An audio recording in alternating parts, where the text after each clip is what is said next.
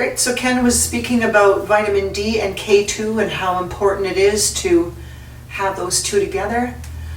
We have the liquid K2 based in organic olive oil. Yes. Actually, no. Sorry. The new K2 is in sunflower oil now. Sunflower oil Yeah, now. it's, Okay, same as less our D. viscous, yeah. Okay, awesome. Yeah, it absorbs better. Yeah. K2. So K2 was something you got from grass-fed animals, grass-fed dairy and grass-fed meat, which they stopped doing in the 1930s and 40s. So we've been deficient in K that long. That's found in a couple of cheeses as well, especially Brie and Gouda, because of the bacteria used to make those cheeses. So K keeps calcium out of soft tissue and keeps it in the skeletal structure. Oh, that's cool. It's, aside from the clotting function, which is the first thing science discovered about it, keeps our blood clotting so we don't bleed out. Keeping calcium in the right location is one of its other major functions. And in the past decades, with the rise of osteoporosis and arterial sclerosis, which is hardening of the arteries, that's been attributed to a deficiency in vitamin K. That deficiency has allowed calcium to settle into the soft tissue of the arteries, hardening it and letting it come out of the bones, softening them.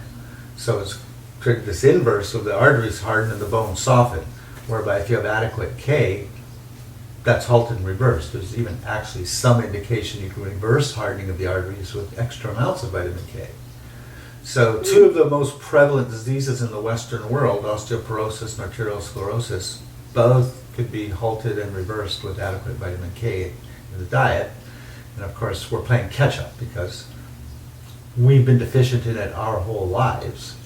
And we need to supplement in order to bring the levels up to where maybe food, if you're eating grass-fed dairy, grass-fed meat, certain cheeses, will provide adequate amounts of this K2. Yeah. Now K1 comes from your leafy greens, but only small amounts of K1 are converted to K2.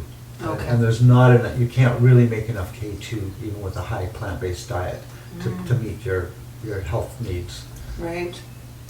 The other advantage of the K2 as a liquid is that after the pancreas, which is the highest source of K2, so there's now an implication that it's also linked to diabetes, deficiency in K2.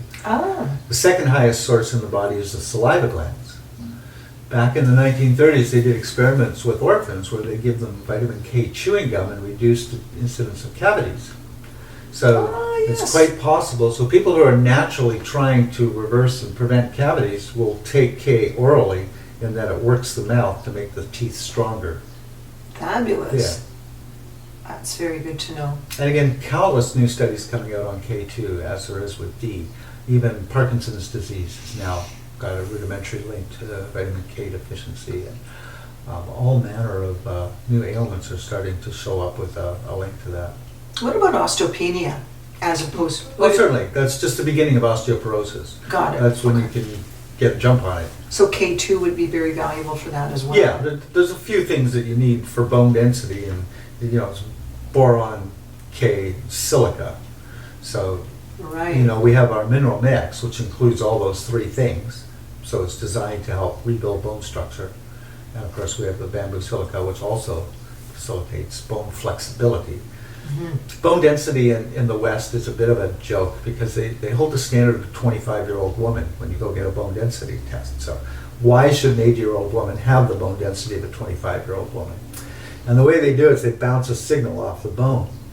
So if that comes up weak and they want to put you on a pharmaceutical drug that supposedly hardens your bones, all it does is harden the outside to look good on that signaling, but the inside becomes soft and weak and pulpy. Such that the American Dental Society won't work on people who are taking Fosamax because inside the jawbone is all collapsed. Yet that looks good on a bone density test, and you can argue that it's improved it. That bone is now brittle. It's silica that gives the flexibility to the bone so that when you take a fall, it doesn't snap, but it can take the shock wave. God. Yeah. The silica, that's really good to know. Yeah. Wow. Awesome. Thanks very much, Ken.